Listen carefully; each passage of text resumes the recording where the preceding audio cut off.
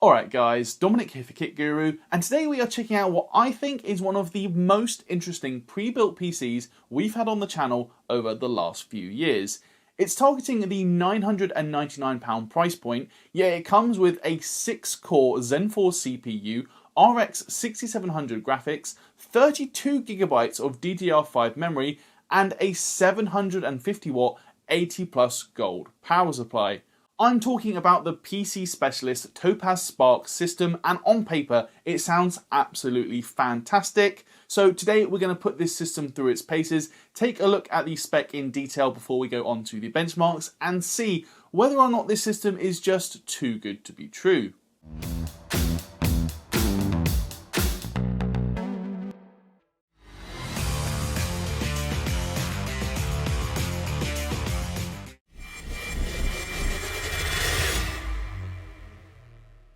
We'll kick off this review then with a closer look at the system and all the core components, starting off with the case, which is the Corsair 3000D Airflow.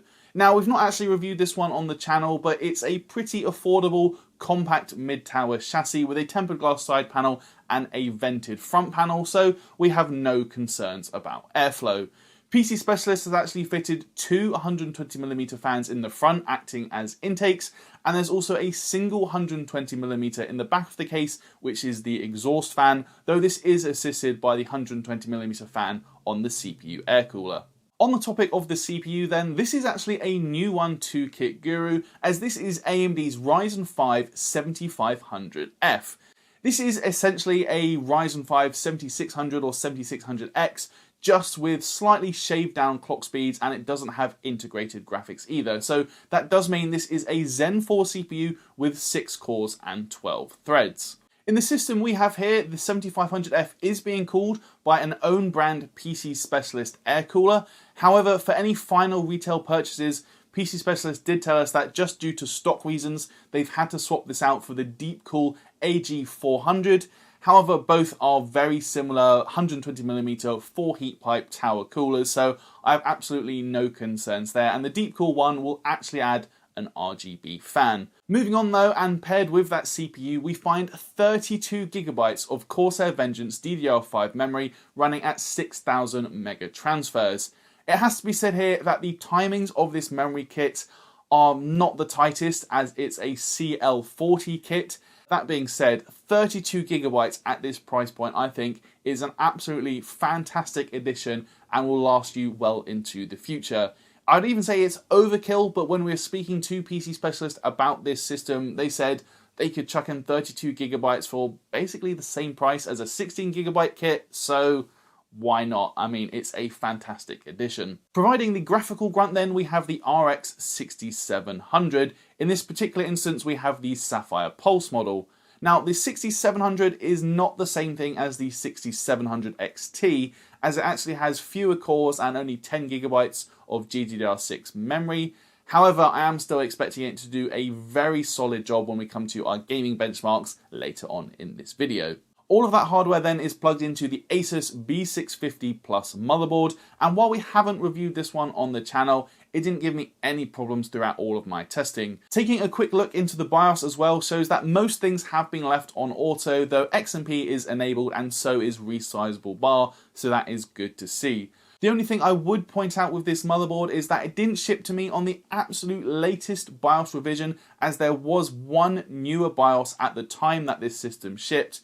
However, the BIOS it did ship with is only dated from August 2023, so I really don't think I can ding PCSpecialist too much here, but it is something worth noting. One core component though that's not immediately obvious is the SSD, as this is an M2 drive that has been installed in the primary slot just underneath the CPU cooler, and you can actually see it is underneath that motherboard integrated heatsink. Taking off that heatsink reveals this is a 1TB Solidigm P41 Plus, and we have reviewed this over on KitGuruTech. It's not the fastest drive going, but again, considering the price point, it's probably going to be fine for gaming. The main drawback I would say is that it is only a terabyte, and this is the only drive in the system. Considering the size of modern games, 1TB is going to fill up pretty quickly.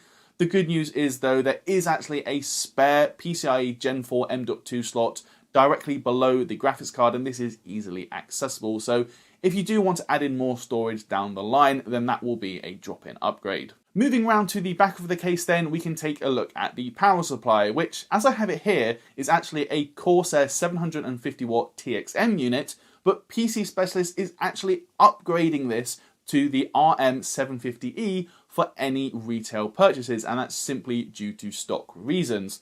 I personally think that is an absolutely fantastic move.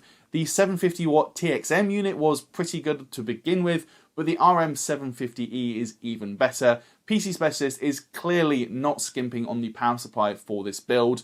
80 plus gold is fantastic to see at this price point, and of course 750 watts is going to be more than enough for this CPU and GPU combo, and will even last you a CPU and GPU upgrade down the line. General cable management as well is absolutely fantastic. We can see that everything has been neatly tied down behind the motherboard tray and nothing looks unsightly at all, while the GPU and motherboard 24-pin cable around the front have been tied together and tucked away as best as possible. The only other thing I have to mention before we move on is that if you do love RGB lighting, this system may not appeal to you. The only RGB we find comes from those two DDR5 memory modules, so in general it's a pretty dark and stealthy build. Some may like this, some may not, but that's just the way it is.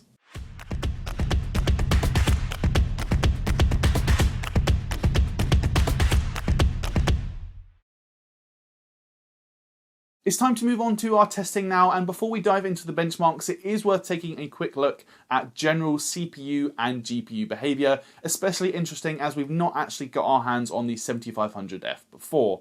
Starting with all-core behaviour then in Cinebench, we can see the CPU was running at a rock-solid 4.7 to 4.75 GHz over our 30-minute stress test, with CPU package power hitting 90 watts.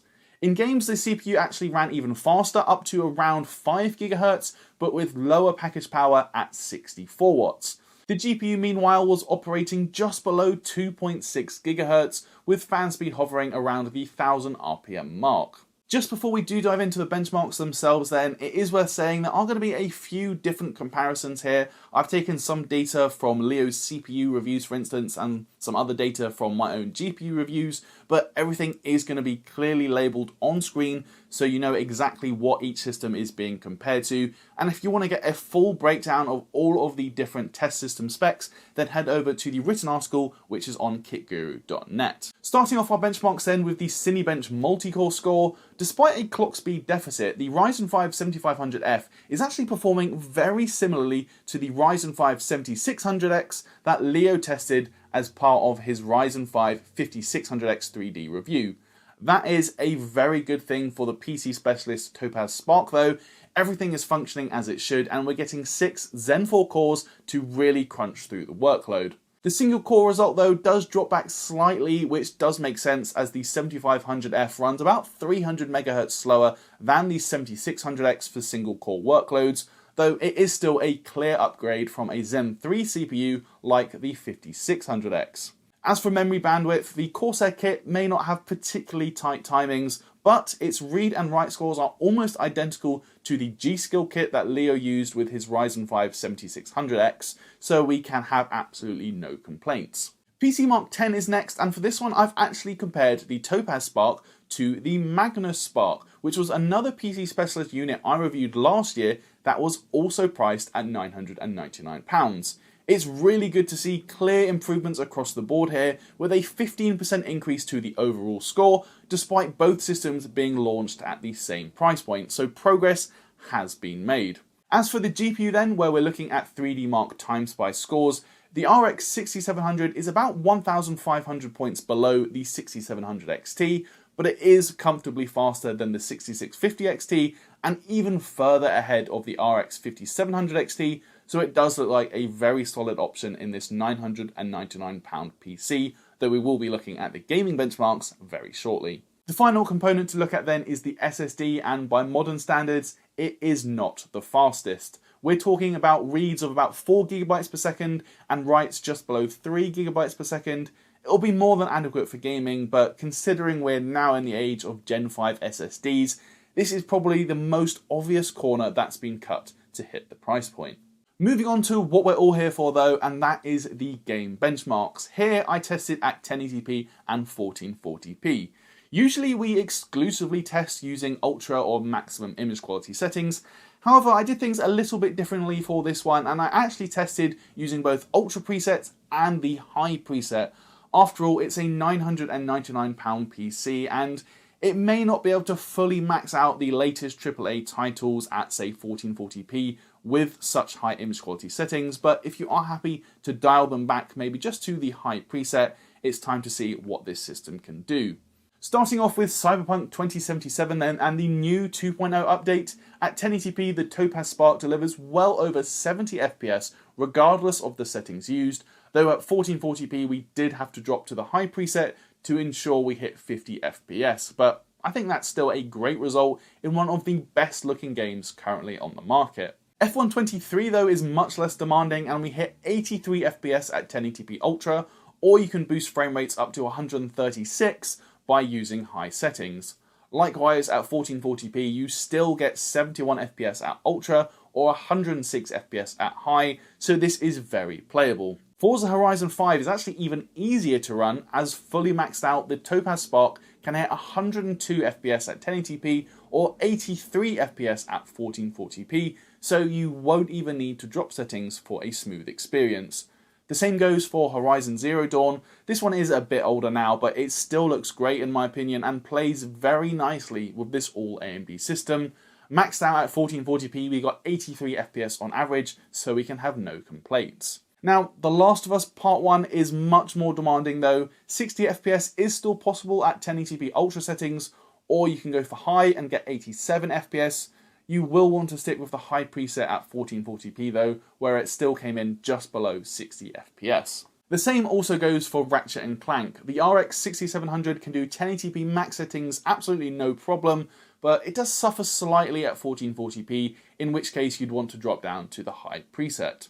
Resident Evil 4, however, shows us no such issue. The game really isn't that demanding and is playable at 1440p 60 FPS using the max preset, so again, job done. Same again for Shadow of the Tomb Raider. This game is getting on a fair bit now, but I think it still looks great, and you can get over 80 FPS at max settings using the RX 6700 at 1440p. Spider-Man Miles Morales though is a more interesting one, as it's much more CPU bound. We can see very little difference regardless of settings or even resolution. Now you will still get 64 FPS on average at 1440p using the very high preset. It's just worth pointing out that you're not really going to be able to hit much higher frame rates than that, simply due to how CPU heavy this game is. Finally, we finish up with Starfield, and we're testing in the forested area of Jemison. This really is a worst case scenario, and it goes to show just how demanding Starfield can be. You may even want to consider medium settings or enabling upscaling for a higher frame rate than what's shown here. Overall then, over the 10 games tested, the Topaz Spark is very capable for 1080p and 1440p gaming. It won't hit 60 FPS at 1440p Ultra settings in every game, but you can always drop down to high settings if need be. If you're playing at 1080p as well, of course it's going to be even smoother. Moving on then to our CPU thermals, the included PCSpecialist Frostflow cooler had zero issues dealing with the Ryzen 5 7500F, and we would expect no different from the Deepcool AG400 when that ships in this system. During an all-core Cinebench workload, we saw the CPU draw 90 watts package power, but it was still kept to just 80 degrees, and it ran even cooler while gaming, peaking at 73 degrees during a 30-minute stress test in Cyberpunk 2077. The GPU is also nothing to worry about. Now, the hotspot is slightly higher than I'd like, coming in at 98 degrees, though AMD is very clear that this can safely go up to 110 degrees. You may just want to set a custom fan curve though, if you do want to see lower temperatures, as the Sapphire Pulse really does favour low noise, running the fans at around 1000 RPM. Speaking of overall noise levels then, the Topaz Spark is a pretty quiet gaming PC. With our sound meter just 30 centimeters away from the system, it produced just 38 decibels of noise when running Cyberpunk 2077, so it really wasn't intrusive at all and would be easily blocked out by a gaming headset. Finally, taking a look at total system power draw then, in our gaming test we saw power draw hit around 320 watts at 1440p. That is well below the 750 watt capacity of the power supply, but it really goes to show just how much headroom there is for upgrades. You could easily upgrade to a higher power CPU and GPU without causing the PSU to break sweat, which is fantastic for system longevity. Overall then, I have to say the PCSpecialist Topaz Spark is one of the best pre-built systems I've looked at over the last few years. Not because it's ridiculously fast or is going to blitz through 4K gaming, but just because it offers a really sensible and well-balanced spec at an achievable price point while also offering fantastic upgradability down the line. The Ryzen 5 7500F, for instance, is a great budget CPU now, offering 6 Zen 4 cores that run at around 5 GHz while gaming.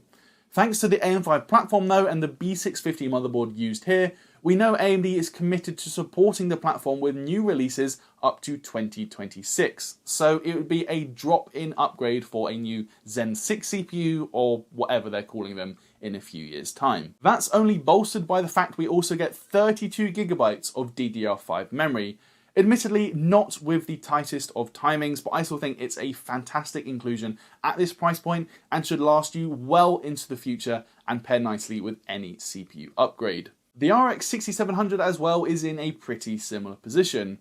Right now, today it is more than good enough for 1080p and 1440p gaming, but with the inclusion of a 750 watt 80 plus gold power supply, you could actually stick in a new GPU down the line that will draw twice as much power as the RX 6700, and it will still be well within safe limits. It really does give you plenty of options for upgrades down the line. I also don't think there's many obvious drawbacks to this system. The SSD is going to be the primary one, not only because it's not really the fastest drive on the market, but 1TB really doesn't get you very far these days considering just how large modern games can be. Depending on the exact CPU you want to upgrade to down the line, say you wanted to stick in a 16-core Ryzen, well then the relatively basic CPU air cooler may be something to think about, but I think considering the price point of the system and the fact that it was more than adequate for the 90 watt load from the Ryzen 5 7500F, I think this is probably stretching things a little, but it may be something worth considering. All in all then, it really is a very impressive system from PCSpecialist. To me, it just makes a lot of sense. It performs very well in today's games, but also offers plenty of scope for future upgrades, all while coming in at £999.